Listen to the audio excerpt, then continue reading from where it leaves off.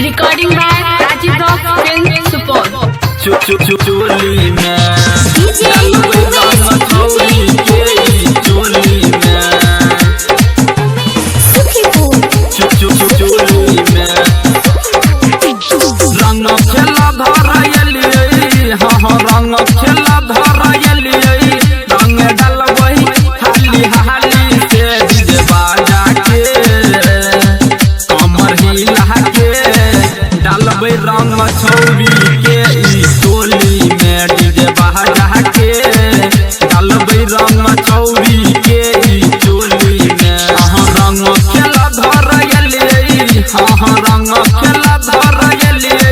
रंग डलबई हाली हाली से डीजे बाजा के कमर हिला के डलबई रंग छौरी के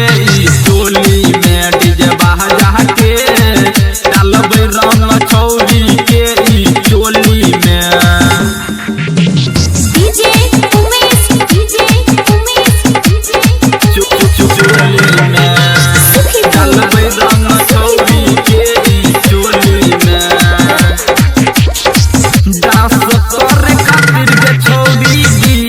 देह मंगेलिए लाल का रंग देखही तोरा चोली में डललिए चोली में डललिए डांस करे खातिर के छौरी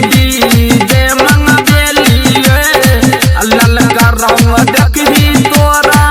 चोली में डललिए साल भर पे आबई होली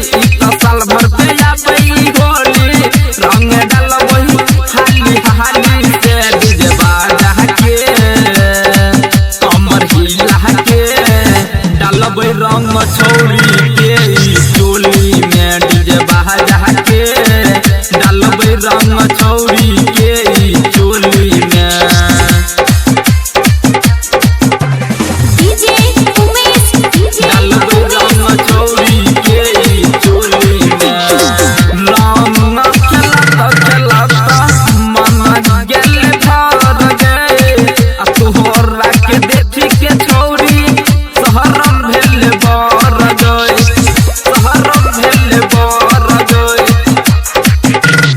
रंग खेलत मन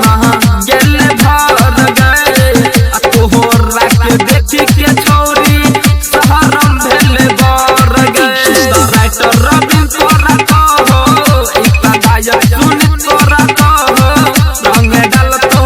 हाली हाली से डीजे बाजा के कमर हिला के डलबई रंग छौरी के टोली में डीजे बाजा के डलबई रंग छौरी के टोली में रंग खेला धरयली हाँ रंग खेला धरयली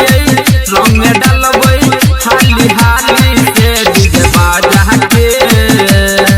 कमर हिला के डलबई रंग छौरी के टोली में डीजे बाजा